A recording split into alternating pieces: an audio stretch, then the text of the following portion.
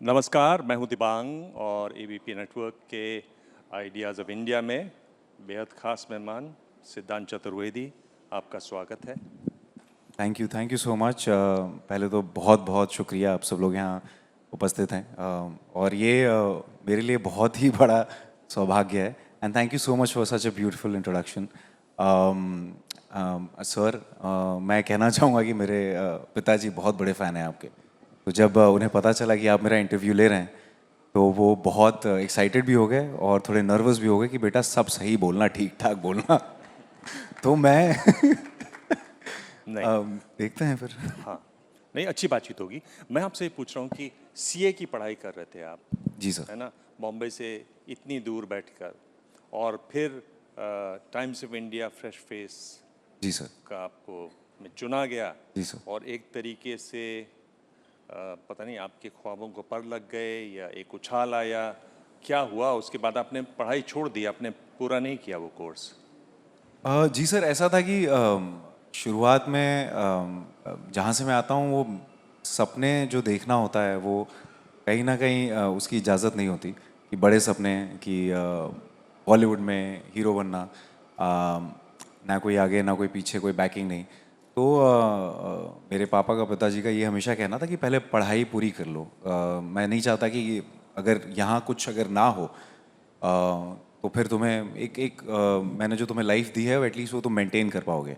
और पढ़ाई की उम्र है, पढ़ाई कर लो, 21 साल तक पढ़ाई कर लो, उसके बाद तुम्हें जो करना है करना। एक एटलीस्ट ऑप्शन रहेगा, एक फॉल बैक रहेगा तुम्हारे पास। तो मैंने कहा ठीक है पापा, कर लेता हूँ। तो बीकॉम कर लेता हूँ। तो कहा कि नहीं नहीं बेटा, बीकॉम से क्या होगा, बीकॉम करो। तो मैंने कहा ठीक है पापा, बीकॉम और एमबीए कर लेता हूँ। उन्होंने, बीकॉम और एमबीए से क्या होगा, बीकॉम और चार्टर्ड अकाउंटेंसी करो। मैंने कहा पापा, 21 साल की एज तक फर्स्ट अटेम्प्ट में सारी चीज़ें क्लियर करना मजाक नहीं है। तो उन्होंने कहा कि बेटा जो तुम सोच रहे हो ना, जहाँ तुम्हें पहुँचना है, वो भी मजाक नहीं है। सो prove your self, show me that you really want that so bad, and you have to do something which you don't like or you're not fitting in. That's only when I know कि your passion for what you want to do is real. So मेरे लिए कहीं ना कहीं वो एक test था। तो मैंने बीकॉम अपने 12th के साथ सीपीटी दिया, आईपीसीसी किया बीकॉम के साथ, और सीए फाइनल की तैयारी, 2 साल का इंटर्नशिप होता है, वो किया। उसी दौरान मेरे कॉलेज का आखिरी साल था, फ्रेश फेस एक इवेंट हुआ करता था। मैं वैसे डांस और शादियों में, मुंडन में बचपन से डांस वगैरह का शौक़ था। तो कहा कि एक बार पार्टिसिपेट करके देखो। तो मैंने कहा ठीक है।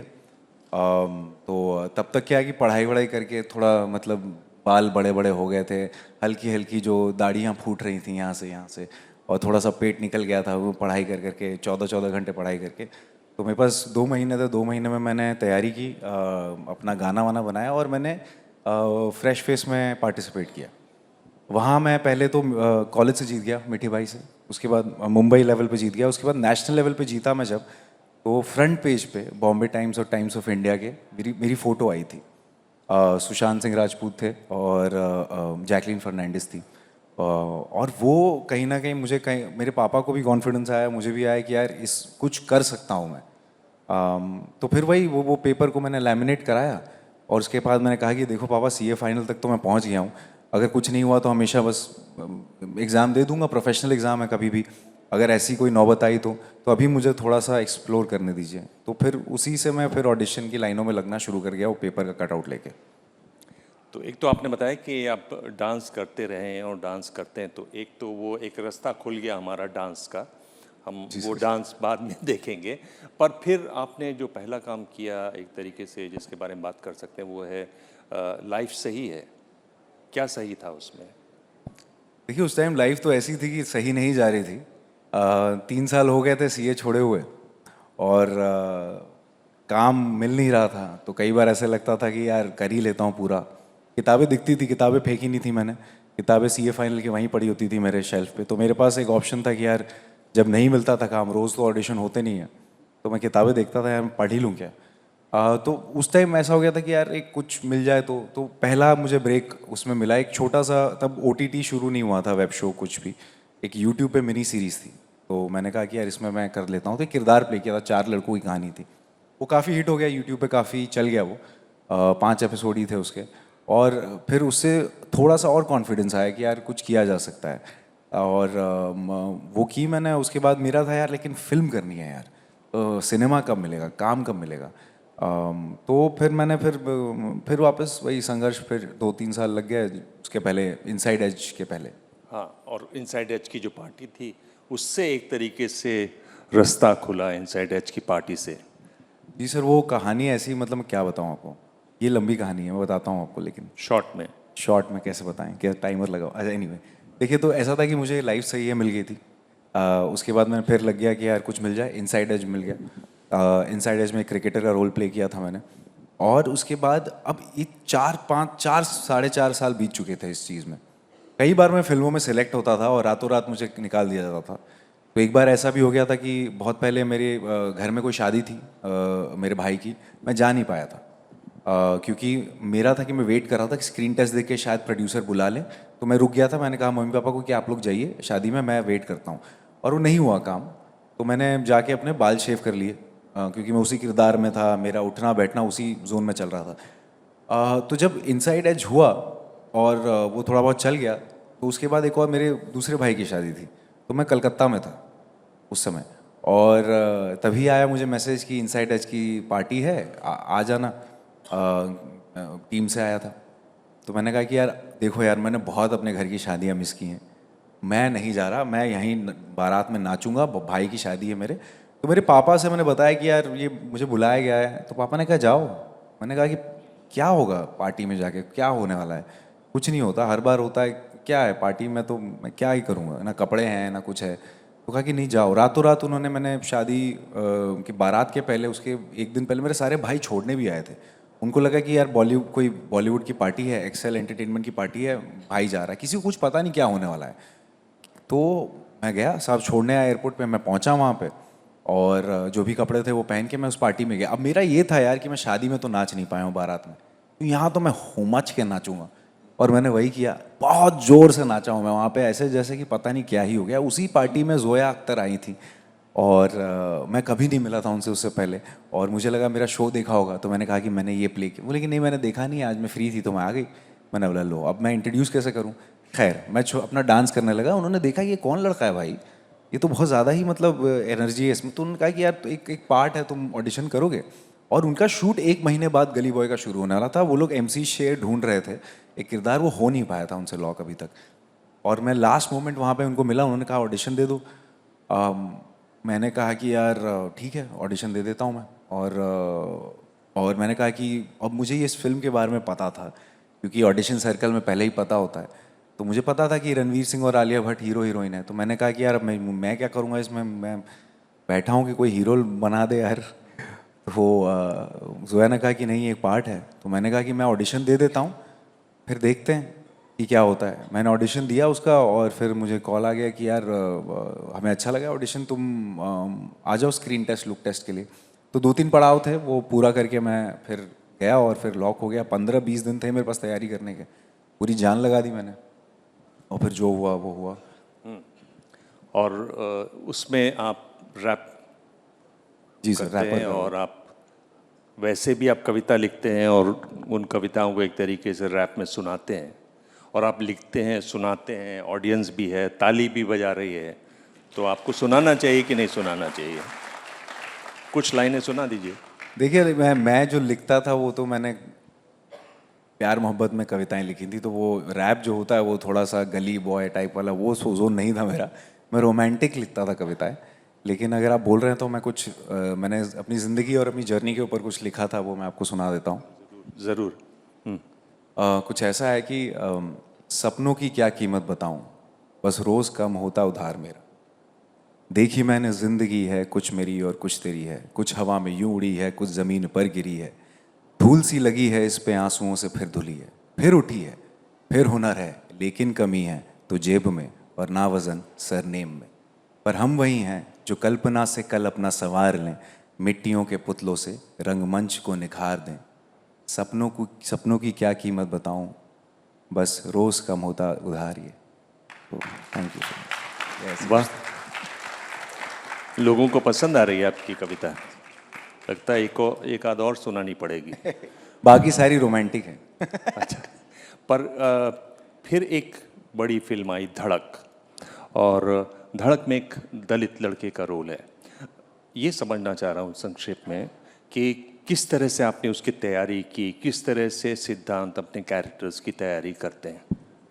देखिए, जो भी किरदार मैंने अभी तक किया है, चाहे वो गली बॉय हो गया, चाहे वो गहराइयाँ वो खो गए हम कहाँ, जिसमें स्टैंड अप कॉमेडियन, तो हमेशा मैं वो किरदार चुनता हूँ जो मुझसे थोड़े से दूर हैं और अलग हैं, क्योंकि मुझे लगता है कि मेरी लाइफ में मैं इतना इंटरेस्टिंग नहीं हूँ, तो थोड़ा मैं चाहता हूँ कि मैं कुछ किरदारों के ज़रिए ज़िंदगी को समझूँ। तो ये मेरे ये उसके पहले फिल्में थी, लेकिन कुछ गहराइयाँ चल गई थी, ओटीटी पे खो गए हम कहाँ, बॉक्स ऑफिस पे कुछ इतना कुछ कमाल नहीं हो पाया था, क्योंकि कहीं ना कहीं वो बैठ नहीं पाई थी, पैंडेमिक आ गया था, बहुत सारी चीज़ें इंडस्ट्री में चेंज हो गई थी। जो सिलेबस की पढ़ाई करके मैं आया था वो सिलेबस ही चेंज हो गया पूरा। Big action films, south Indian films, pan India films were being made, और एज ऑन अ न्यू कमर जल्दी इतना कोई आपको अपॉर्चुनिटीज़ अमाउंट नहीं करता है। तो धड़क एक ऐसे समय पे आई जब मुझे इसकी बहुत ज़्यादा ज़रूरत थी। मैं ऐसे एक पड़ाव पे था ज़िंदगी में जहाँ पे मुझे लग रहा था कि अब अगर कुछ एक इम्पैक्टफुल नहीं आया, तो शायद मैं अब इस चीज़ से निष्कासित कर दिया जाऊँगा, इस चीज़ से बाहर कर दिया जाऊँगा, क्योंकि हर एक फिल्म जो होती है बहुत इंपॉर्टेंट होती है, बार बार आपको चांस नहीं मिलता। तो ये फिल्म आई और कहीं ना कहीं मैं रेजोनेट कर गया था कि यार ये मुझे करना है, क्योंकि आई वॉज फीलिंग कि यार मैं मिसफिट हूँ, और मुझे फील हो रहा था कि यार मैं आउटसाइडर हूँ। मुझे फील हो रहा था कि यार मुझे इंक्लूड और होना है और चीज़ें हासिल करनी है, लेकिन मुकाम मिल ही नहीं रहा है, कोई सीट पे तो बैठा है, कोई ये मौका तो दे। तो ये मौका मुझे मिला, और नीलेश BLLB जो है, वो कहानी भी उस लड़के की वही है कि वो एक बड़े बड़े सपने लेके एक छोटी सी बस्ती में कॉलेज में आता है और चाहता है कि मुझे भी बराबरी का मौका मिले, और जो वो संघर्ष से गुजरता है उसी की कहानी है। अब इस किरदार में जो उसका पैथोस था, जो उसका इंटरनलाइजेशन था, वो काफ़ी में रिलेटेबल था मेरे लिए। जो एक्सटर्नल चीज़ें थी जैसे कि कास्ट डिस्क्रिमिनेशन, ये सारी चीज़ों को लेकर ये मुझे बहुत ज़्यादा स्टडी करना पड़ा, मुझे बहुत ज़्यादा उसके अंदर घुसना पड़ा। हालांकि मुझे इस चीज़ से वाकिफ़ था मैं, लेकिन किस हद तक ये चीज़ें होती हैं वो उस चीज़ से मैं शायद मुझे नहीं पता था कि इस हद तक इस डेप्थ में ये चीज़ें हैं। तो जो रिसर्च होता है, हर फिल्म का मेरा होमवर्क होता है, वही मैंने किया। मैं गया भोपाल में बस्ती में रहा, अपने गांव गया बलिया, वहाँ मैंने देखी बहुत सारी चीज़ें, और बहुत ही नॉर्मलाइज हो गई थी ये सारी चीज़ें। तो ये सारी चीज़ें मैंने समझी और बातचीत की उनके साथ, उनके बीच में रहा। लेकिन मुझे एक चीज़ समझ में आई कि आप जितनी भी कोशिश कर लो, आप वो चीज़ एक पूरी हद तक समझना वो तो मुश्किल है। तो मैंने अपना जो पैथोस है, जो मुझे एज फील होता था हमेशा से, जो एंग्स्ट था मेरे अंदर, वो मैंने, और जो नीलेश का एंग्स्ट था, वो कॉमन ग्राउंड ढूंढ के जो इमोशन वाइज वो एग्जीक्यूट करने की कोशिश की। बाकी शाज़िया इकबाल का डायरेक्शन था और उनकी लिखाई थी, तो जी। उन्होंने डायरेक्शन किया। बाकी जो मुझसे हो सकता था, रिलेटेबिलिटी, जो मेंटल स्टेट है, इमोशनल स्टेट है, वो उस पर मैंने ज़्यादा फोकस किया था सर। आपने अपने पिताजी की बात की, उनको नमस्ते है मेरी तरफ से, सलाम है। और उन्होंने आपको ये कहा, एक तरीके से सूत्रवाक्य दिया अपनी ज़िंदगी का कि जो वही काम करना जो आपको मन में करे, जिसमें मन न हो वो काम नहीं करना।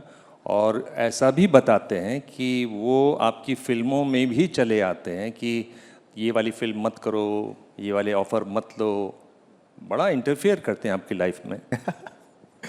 नहीं, वो इंटरफेयर नहीं है, एक तरह से मैं कहूँगा कि क्या बोलते हैं, जैसे कि कोई चीज़ बनती है, जैसे एक अगर आप एक उसको ढांचा देना, एक अगर मैं फूल हूँ और एक पौधा हूँ, वो उग रहा है, तो उसको एक तरह से शेप देना, नहीं तो वो तो उग जाएगा किसी भी तरफ। तो उसकी थोड़ी सी उसकी छांट करना, क्योंकि क्या होता है कि उनको उम्र ज़्यादा है, उनको ज़िंदगी की समझ ज़्यादा है, सिनेमा की भी बहुत ज़्यादा है, उनको बहुत फिल्में पसंद हैं। तो उनसे मैं डेफिनेटली हर चीज़ में एडवाइस तो लेता हूँ, लेकिन कहीं ना कहीं हम दोनों बात करते हैं हर चीज़ पे, कोई भी चीज़ चूज़ करने से पहले। तो इंटरफेरेंस तो नहीं कहूँगा अभी तक, मैं कहूँगा कि he never wanted me to short sell my self.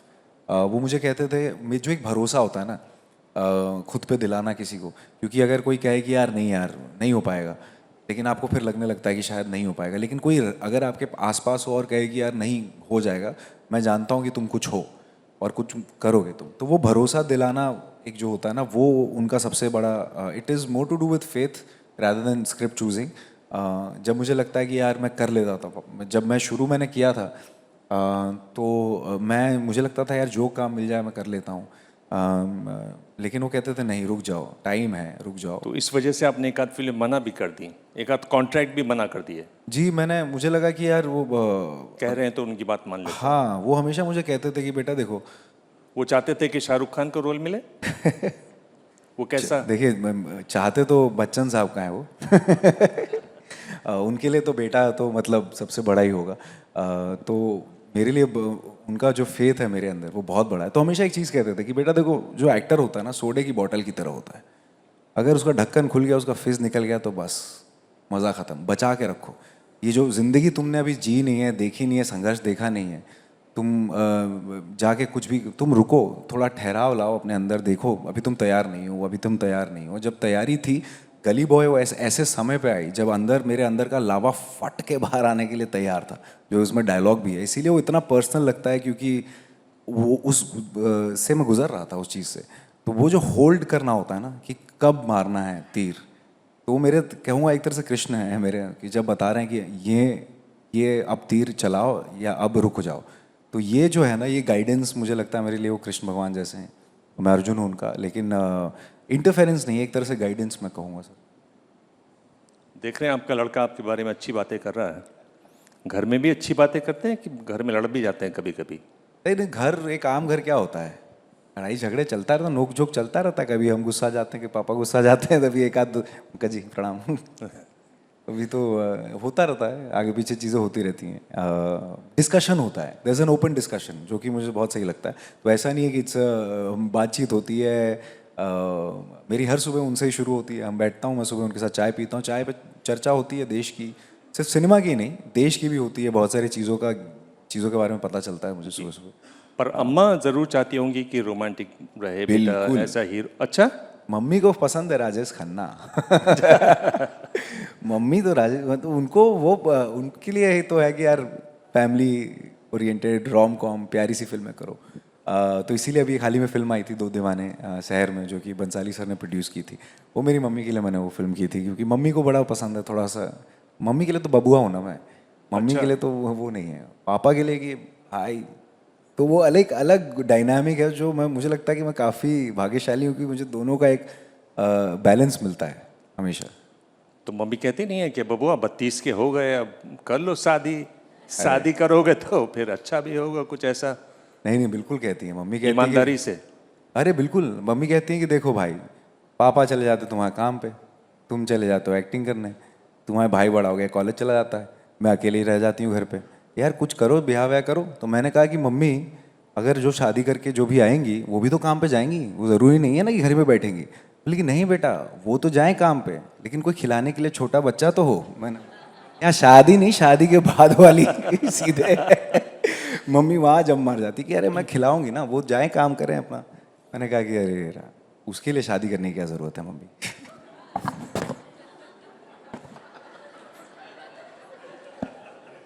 तो इस पर फादर कुछ बोलते हैं, पिताजी कुछ बोलते हैं इस बारे में? नहीं, वो चुप रहते हैं। नहीं, ये फादर वाला है ही नहीं क्वेश्चन, फादर ऑकवर्ड हो जाते हैं। हाँ। ये अरे वो कहते हैं कि हमारी जल्दी शादी करा दी, हाँ। नहीं तो करो करो, तुम करो जो कर रहे हो करो, वो ठीक है। तो वो तो कहता है कि नहीं हमारी जल्दी होगी शादी, नहीं तो यार। मजाक करते हूँ। आपका ये जो सफ़र रहा मुंबई में, एक ऐसा सफ़र जिसमें बाहर वालों को लोग बहुत शक की नज़र से देखते हैं, और अच्छा काम करता हो तो थोड़ी दूरी भी बना के रखते हैं। जोया अख्तर ने काफ़ी आपको इसमें सपोर्ट दिया, या एक तरीके, हाँ ऐसा कुछ है? जी जी, देखिए मैं कहूँगा कि जब मैं इस इंडस्ट्री में आया, तो सबसे पहला मेंटरशिप और गाइडेंस मुझे 3 लोगों का नाम मैं हमेशा लेता हूँ, जो अभी तक मेरे साथ एक तरह से एक फैमिली किस्म का रिलेशन है, जिसमें जोया अख्तर हैं, फरहान सर हैं, और रितेश सर हैं, और जावेद साहब भी।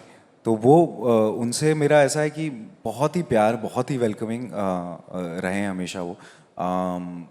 और इतना प्यार, मुझे लगता है कि मैं कुछ भाग्यशाली हूँ कि ऐसा इतना प्यार मिला। और सिर्फ वही नहीं, धर्मा प्रोडक्शंस की भी 2 फिल्में की मैंने। करण जौहर, उन्होंने मुझे अभी तक की मेरी लाइफ की सबसे कमाल की इंटेंस परफॉर्मेंस वाली फिल्म दी है, गहराइयाँ, उस समय दी जब मेरी गहराइयाँ पहली फिल्म थी जो मैंने साइन की थी दीपिका पादुकोण के साथ, शकुन बत्रा के साथ, अनन्या पांडे के साथ। तो उन्होंने भी बहुत, आदित्य चोपड़ा, उन्होंने मुझे बंटी बबली में रानी मैम के साथ, सैफ अली खान के साथ, तो मेरे लिए तो एक तरह से काफ़ी वेलकमिंग रहा है। बहुत प्यार मिला है मुझे इस इंडस्ट्री से अभी तक, और मैं चाहूँगा कि ये प्यार बरकरार रहे। और मुझे लगता है कि मैं और ज़्यादा कुछ बॉक्स ऑफिस पे भी कमाल हो तो और ज़्यादा और प्यार बढ़ता रहे और जनता का भी प्यार ऐसे ही बरकरार रहे। लेकिन मुझे कभी ऐसा लगा नहीं है कि, शुरू में लगता था जब मैं बाहर था कि शायद पता नहीं कैसे, लेकिन ऐसा कुछ नहीं है। अगर आप में टैलेंट है और अगर आप में वो शिद्दत है और आपका अब ग्रेस है अगर आप में, तो फिर I think everyone is as graceful as it can be. अब पिताजी क्या कहते हैं कि नैया पार हो गई बेटा, कि अभी मझधार में है? जीवन ही मझधार में है सर। मतलब जब नैया कब पार नहीं होती कभी यहाँ, हमेशा वो सफ़र ऐसा होता है कि you are always chasing your future self. हमेशा एक विजन होता है जिसको आप चेस करते हो। तो अभी तो बहुत कुछ करना है मुझे लगता है, और बहुत कुछ करने के बाद भी ऐसा लगेगा कि दुनिया आप देख ही रहे हैं विद OTT एंड जो इंक्लूसिविटी जो आ रही है, तो ग्लोबल प्लेटफॉर्म खुल गया है, कोरियन फिल्म्स आ गई हैं। हमारी फिल्म RRR राजा मौली सर अभी होम बाउंड ऑस्कर में गई थी। इनफैक्ट मेरी पहली फिल्म गली बॉय इंडिया की ऑफिशियल एंट्री थी। इनसाइड एज एमीज में नॉमिनेट हुई थी। तो अभी इंक्लूजन बढ़ गया, तो कभी ये सिलसिला रुकेगा नहीं और रुकना नहीं चाहिए। मुझे लगता है कि अभी बहुत कुछ हासिल करना है और करते ही रहना है। हमारा टाइम सब दिखा रहा है काफ़ी देर से। आने वाली फिल्में संक्षेप में जिनका लोगों को इंतज़ार रहना चाहिए, जो इंटरेस्टिंग हैं, जिनके बारे में आप बताना चाहें। देखिए, जैसे कि मैं हमेशा कोशिश करता हूँ कि हर बार कुछ नया लेके आऊँ, तो अगली जो फिल्म है वो विकास बैल डायरेक्ट कर रहे हैं, जया बच्चन के साथ हैं, वामिका गब्बी हैं। बॉलीवुड कोर कहते हैं ना जिसको, डांस, गाना, एक्शन, फैमिली सब कुछ है। और इसी वजह से मुझे एक्टर बनना भी था। तो एक पूरा फुल फ्रंट फुट पे आप मुझे देखेंगे। उसके बाद एक बहुत स्पेशल फिल्म है वी शांताराम, जो मुझे लगता है कि मैं बहुत लकी हूँ। बहुत ही प्रेस्टीज का मामला है वो, to walk in the shoes of the legend, which will also showcase the golden age of Indian cinema. तो वो मैं, उसकी तैयारी है, वो end of the year shoot होगी। और एक आध दो मुझे करनी है, अभी तक ऑफिशियल तो नहीं है, लेकिन मुझे लगता है यही स्टेज है, मैं बोल देना चाहता हूँ कि यार मैं I want to go back to my roots. मुझे बलिया की कहानी कहनी है, मुझे कुछ कहना है जो मैंने ज़िंदगी एक देखी है वहाँ की। तो एक बहुत ही कमाल की कुछ चीज़ आ रही है, अभिषेक चौबे जो हैं, अच्छा, उनके साथ हम कुछ काम कर रहे हैं। बलिया की कहानी है और बहुत ही कमाल की कहानी है, उस पर कुछ चल रही है चर्चा, तो वो बहुत जल्दी आई थिंक आएगा आपके सामने। सिद्धांत चतुर्वेदी, बहुत बहुत धन्यवाद। शुक्रिया sir, thank you so so much much sir.